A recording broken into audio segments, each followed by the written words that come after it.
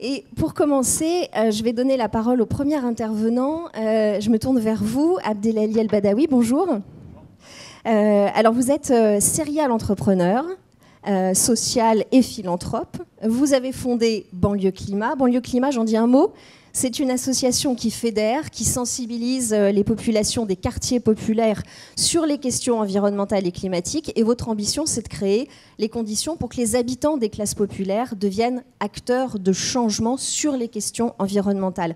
Du coup, j'aimerais que vous nous racontiez comment vous faites émerger leur voix, comment, en clair, vous redonnez du pouvoir d'agir aux citoyens. Bonsoir à toutes et à tous. Tout d'abord, avant d'en parler, je vais faire une digression de 30 secondes, mais je voulais rappeler quelques éléments importants. Je voulais remercier, bien entendu, France ESS France, pour organiser ce genre d'événement, mais aussi nous donner la parole pour exprimer ce que nous faisons sur le terrain, mais pas que. Moi, j'ai grandi avec Emmaüs, par exemple. J'allais avec mes parents le week-end acheter des vêtements. Ce qu'on avait besoin, on allait chez Emmaüs. Et je pense que c'est important de rappeler aussi tout le travail que font des organisations comme celle-ci tous les jours et de les applaudir parce qu'elles font un travail vraiment avec beaucoup de dignité. Moi, je suis infirmier de profession, donc infirmier qui dit infirmier dit soigner, prendre le temps de soigner.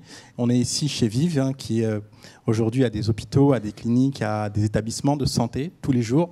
Il y a des patients qui sont pris en charge par les équipes du groupe Vive. Et il faut, je dirais, le dire qu'aujourd'hui, l'ESS, ce n'est pas juste finalement l'associatif, c'est aussi le soin, la santé, prendre soin de celles et ceux qui ont besoin.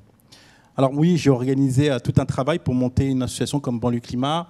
Avant ça, Banlieue Santé, Banlieue School et d'autres organisations qui aujourd'hui luttent contre les inégalités sociales de santé. Banlieue, ça ne veut pas dire quartier populaire, on vous a menti.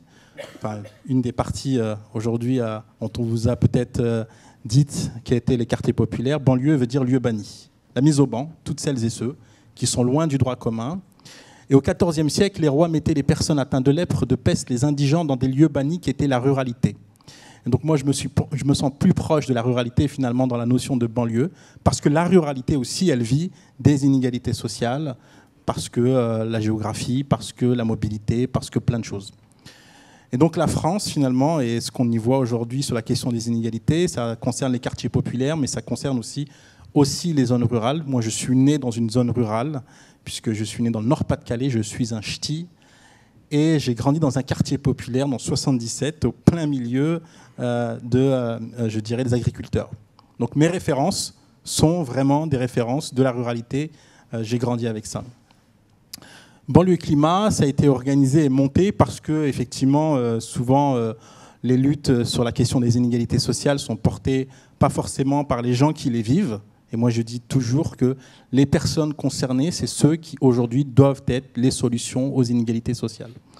Prendre le temps d'écouter, concerter les habitants, prendre le temps de parler avec elles, je crois que c'est très, très important. Et d'ailleurs, si on doit aujourd'hui féliciter quelqu'un, ce sont les acteurs de proximité, qu'on appelle affectueusement chez Banlieue Climat et Banlieue Santé et Banlieue School, le plancton.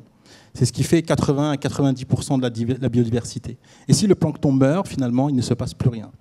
Le plancton, c'est celui qui fait le dernier kilomètre. Vous avez parlé tout à l'heure du premier kilomètre, et moi je vais parler du dernier kilomètre. Ce qui fait la logistique du dernier kilomètre, ce sont les habitants et les habitantes. L'association qui s'occupe des chats et des chiens. D'ailleurs, on en parle en ce moment avec une loi qui veut être mise en place pour taxer les animaux, alors que en fait, les animaux sont je dirais, une action de santé pour les personnes âgées. Moi, je le vois avec les patientes qui ont des chiens, des chats. Et ben, ça leur permet d'aller mieux dans leur vie.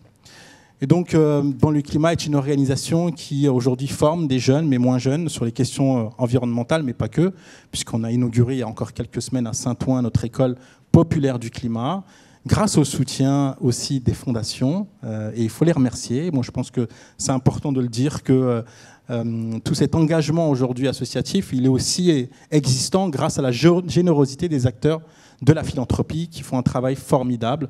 C'est vrai que c'est un peu biaisé parce que je fais partie du conseil d'administration du Centre français des fonds et fondations. Et d'ailleurs, je salue l'ensemble des familles, l'Admical, France Générosité, Esprit de famille et bien d'autres qui travaillent aussi en ce sens. Et donc aujourd'hui, c'est un certain nombre de jeunes qui sont formés, qui sont devenus ambassadeurs, formateurs, et on travaille avec les collectivités, avec les grands groupes sur ces questions-là. Donc Voilà, je ne vais pas en dire plus parce que sinon je vais en dire trop. Sur cette, ça m'intéresse moi que vous en disiez plus. Si, je vais vous encourager à le faire, à prendre ce temps que vous avez sur justement cette manière de les mettre en valeur, cette manière de travailler avec ces habitants, avec cette société civile du dernier kilomètre dont vous nous avez parlé. Ça m'intéresse de savoir effectivement comment est-ce qu'on les encourage à ne plus se désintéresser, à avoir encore confiance dans une démocratie qui n'est pas forcément une démocratie représentative, mais qui est une démocratie participative, sociale. Dites-nous effectivement comment au quotidien vous arrivez à les embarquer. En fait, c'est allô. Ah non, le temps de parole est écoulé. Non, on peut avoir un micro à nouveau ou on change le. Allô. Ouais, voilà. Bon. Non, on est parti du constat en fait qui est notre métier. On est soignant et ce qu'il faut faire c'est d'abord écouter. La concertation avec les habitants, elle est essentielle.